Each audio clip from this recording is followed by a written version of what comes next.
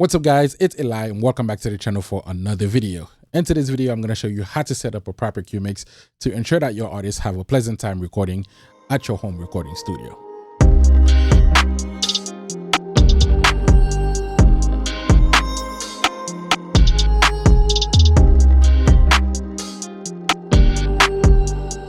In last week's video, we talked about proper gain staging before you start recording. Well, the second half of that coin is a proper cue mix.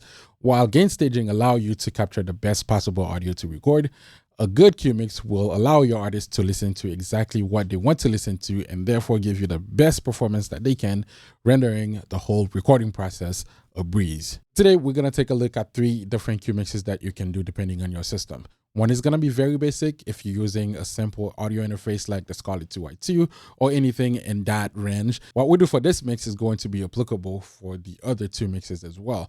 The only difference being that on this mix, you can only listen to 1 mix at a time. So you need to ensure that your artist can actually record with it. The other 2 mixes, they're going to give you a little bit more flexibility as far as what you can do, because they will essentially allow you to listen to different mixes at a time. So your artist can be listening to 1 mix and you can be listening to another, whether they wanted to have more vocals and less of the instrumental, or they wanted to have more instrumental and less of the vocal, where you, on the other hand, can listen to whatever type of mix that you think will help you get the best recording for that session. And like I said before, they are essentially going to be building up on the first mix. So don't think that what we did in the first mix is not going to be applicable here. It is going to be applicable because it will give you the best result in the end. Before we jump into the computer and start setting up our cue mixes, there is one thing that you guys do need to get, and that is going to make your recording process a lot easier for you and for your artists. Having a headphone preamp will greatly enhance your recording experience. It's going to allow you to listen at whatever level you want to listen to, and your artist gets to listen at whatever level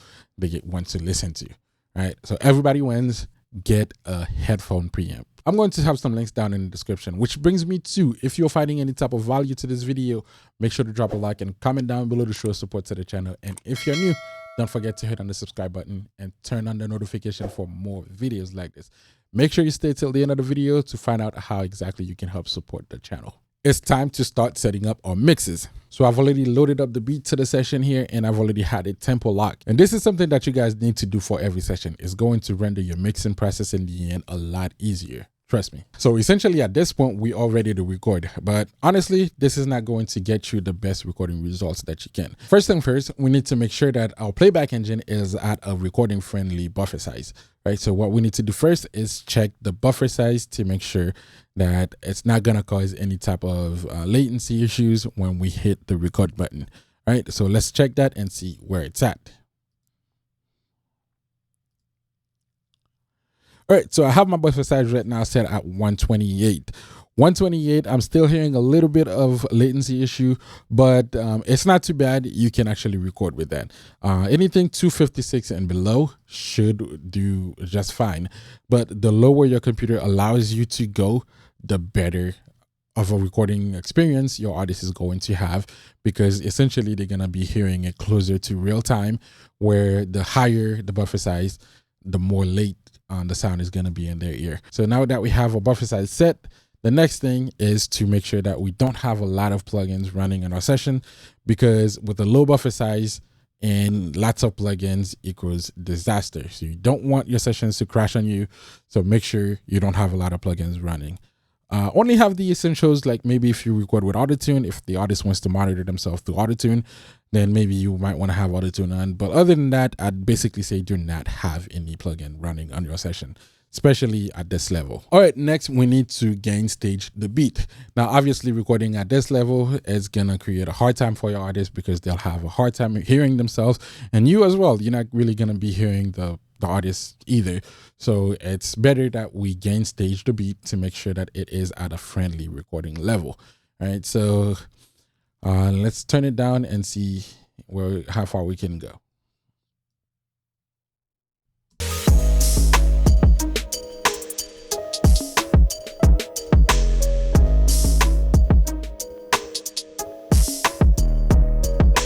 All right, so I think this is a good level. This basically concludes the first cue mix.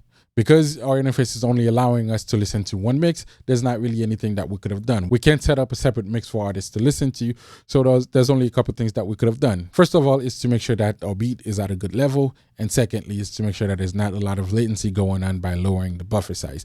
Again, there's not much that we could have done in this case. So this is pretty much it for the first Q mix. Now the second Q mix is not that much different from here. The only thing is that now you can actually monitor different mixes. So what we need to do from here is create a separate mix for our artists. Remember earlier I said everything that we did on the first mix is going to be applicable here. So we would still need to do the same thing that we did on the first mix here.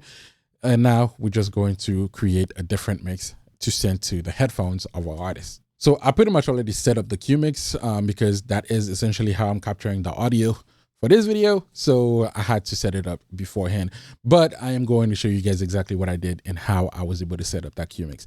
So this is what my session looks like. At the very top, I have the metronome, and then follow that, I got the beat, and then I have my record track, and then below that, I have where my vocals are going to reside. And then I have my mix bus, which is what I'm listening to, and then I have the Q mix.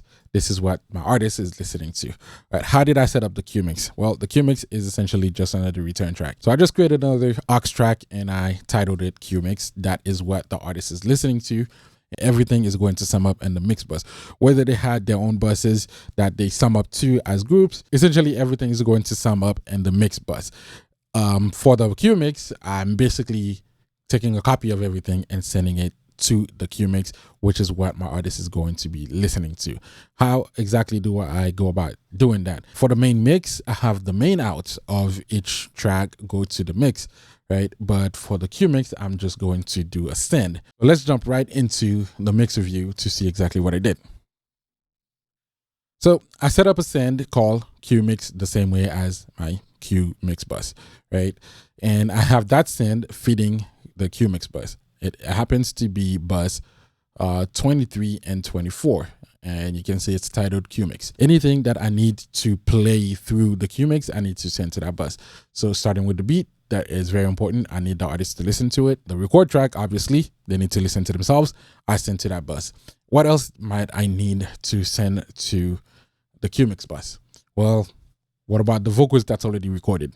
They may want to hear that. So let's send those as well. I got the beat, I got the record track, and I got the vocal bus going to the Q mix. Now, before you go ahead and send your vocal track to the Q mix, make sure that your record track is not also feeding to the vocal bus, because that can create a feedback and you definitely don't want that, right? So for me, I have my recording track feeding out to my mix, to the main mix. It's not passing through the vocal bus. It's going straight to my mix. So record track is going to my main mix, and then all the other vocal tracks are going to my vocal bus.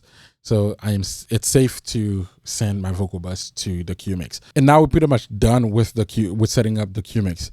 I should be able to hit record, and my artist should be able to record on that with no problem.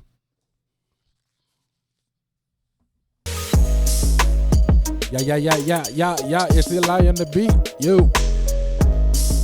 And this is pretty much Q mix number 2. And like I said earlier, it's not much different from Q mix number 1, with the exception that it allows you to listen to different mixes at the same time. So yeah, that's it. Moving right along to Q mix number 3. And if you have an interface that has DSP capabilities and also have a console installed on your computer, this is probably going to be your favorite way to record moving forward. So what is different from Q mix number 1 to Q mix number 2 and Q mix number 3? Not a whole lot. Q mix number 1 allows you to only listen to one mix at a time, so there's not really a different mix being set up. And Q mix number 2 allows you to listen to different mixes at the same time, but basically it's Q mix number 1 with the ability to listen to different mixes at the same time. Well, Q mix number 3 is also Q mix number 1 with the ability of listening to different mixes at the same time, except this time we're not going through a DAW. This time we are listening to the audio directly from our interface. And with DSP capabilities, we get to monitor it through some actual plugins. In this case, what we're going to be doing is basically setting up the exact same thing that we did in our DAW, except now we're going to do it through our interface console. I have my console opened up. Just like we did on the DAW, we need to set up a QMix. If your interface have multiple headphone out, this is great. It's going to be a lot easier. But if it doesn't, that's also okay. We can set up the mix to work just fine. Now, in this case, I am going to be using line out 1 and 2 as QMix 2. And I'm also mirroring that to my headphone 2, which I'm actually using the headphone 2 for my artists to listen to. And line out 1 and 2 is what you guys are actually listening to right now in this video. With that said, we need to find a way now to get the instrumental to our artist's headphone. All right, so right now, if I hit play, you are not going to hear anything. All right, so the reason is because the instrumental is coming through my speakers and I can actually hear it, but you guys can't hear it because the QMix is not set up yet for you guys to hear the instrumental. How do I get it to my console and route it to the QMix number 2? Well, the way I have my console set up, essentially, I have my main out of my DAW automatically routed to the main out of my console. So that's what my speakers are connected to. When I hit play, I get to hear it and you guys don't. But since you guys are listening to QMix number 2, I can now set my, I can now route the instrumental out to the console and feed it to QMix number 2 for you guys to actually listen to. And how exactly do I do that? Well, first thing first, let's look at what we need from our console before we jump back into the DAW. Your interface may have a different name for it, but essentially you are looking for something that is along the lines of a virtual channel, something that is not physical on your interface that you can actually plug something into, but you can access via the console to route audio to your interface. As you can see, I've already renamed everything on mine. I have them named as instrumental, click track, and CPU. Instrumental is where the instrumental is going to be fed to. Click track, I like to route the click track over to its own virtual channel on my console. That way, when I'm recording, because I do spend a lot of time actually looking at the console versus looking at Pro Tools when I'm recording, because I'm doing slight gain staging as we're recording to make sure that compressor is not on too hard, or to make sure that my signal is not clipping. So I'm looking more at the console, essentially. So instead of having to jump back into Pro Tools to turn off the metronome or to turn down the metronome, depending on how the artist wants to hear it, I like to have access to it right on the console, so I can just do it right here. And lastly, you can see CPU. All right, getting back into the console, what we're going to do essentially is the same thing that we did before for mix number 2, except this time we don't want the return track, we just want the send.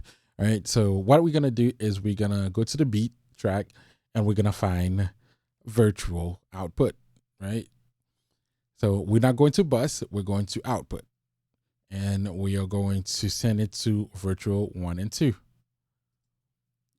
And again, I'm sending that to Unity.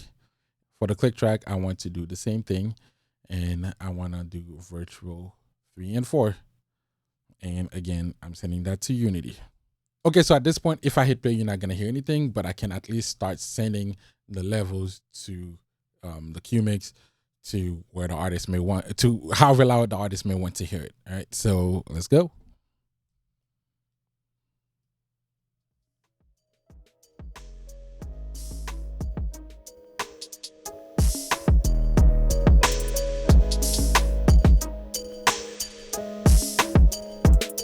Okay, and if they want to listen to the click track as well, I can just start playing and send it to their ear so they can hear it.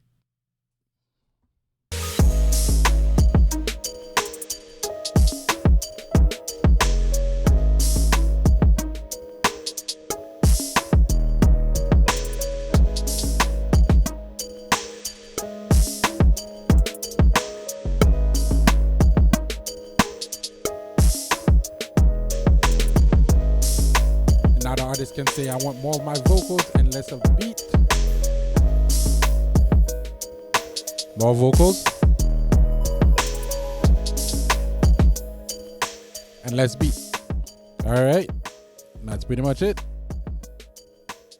And this is pretty much QMix number 3. So what features does it give you over the first 2 mixes that we did? For starter, I can add whatever plugin that I want from my DSP capable interface and not worry about the latency that is going to cause, because this is essentially as close to real time as it gets. Where if I was monitoring through Pro Tools or whatever DAW that I was using, I am pretty much limited to the amount of plugins that I can use based on the capabilities of my computer. And this is pretty much it. Those were the 3 Q mixes that we wanted to talk about today. Hope you guys learned something. If you did, make sure to drop a like and comment down below to show support to this channel. And if you're new, don't forget to hit on the subscribe button and turn on the notification for more videos like this. If you guys would like to support the channel, I am an Amazon affiliate and my link is going to be down in the description. Be sure to use that link if you want to purchase anything from Amazon, whether it was musical equipment or anything on your everyday life. Make sure to use that link. It's not going to cost you anything extra, but I will get a small percentage of that and I can invest that back into the channel to make more videos for you guys. Thank you so much for making it this far to this video, and I'll see you guys next time in the next one.